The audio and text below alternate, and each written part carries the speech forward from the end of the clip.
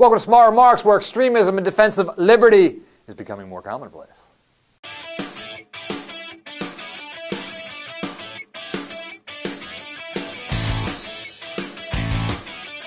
So it seems Senator Dick Lugar of Indiana, a Republican stalwart for the past 36 years and a member of that dying breed of Republicans called moderates, could be put out to pasture. Reports are indicating that Tea Party-backed challenger Richard Mourdock could actually beat Lugar in next week's primary. And if that happens, the Tea Partyization of the GOP, the grand outrage party, will continue. Now, I've had some harsh words for the Tea Party in the past, with good reason. But in the interest of being fair and balanced, let's be charitable here. If you think that government has ceased to serve the interests of the people and now serves primarily the special interests, if you think this country is going in the wrong direction, it's only natural for you to want to get rid of the people who helped take it in that direction. You know, the pundits get all misty-eyed about bipartisanship, but the reality is that unless you think the problems of this country have manifested themselves in the past few years alone, you'll realize that this bipartisanship we long for was largely responsible for putting us where we are now. You know, there is a bipartisan consensus on behalf of the too big to fail banks, for instance. And if throwing the bums out means an end to all that,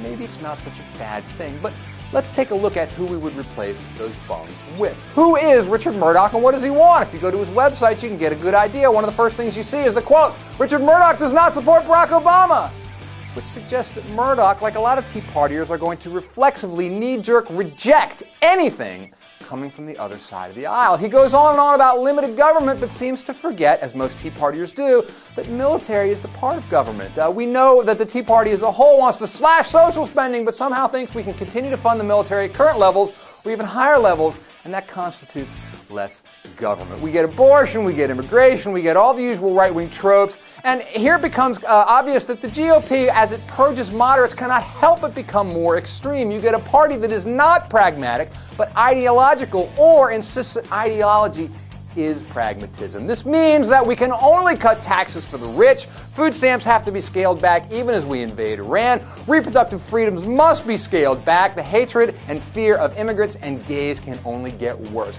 We get a government that has the potential to be even less responsive to the people, a society where you are on your own.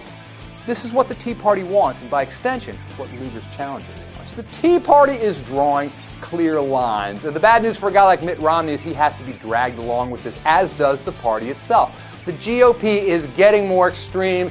That means we're this much closer to the type of society that they want to create. I'm all about throwing the bums out. What I'm wary of is replacing them with an even more dangerous set of bums.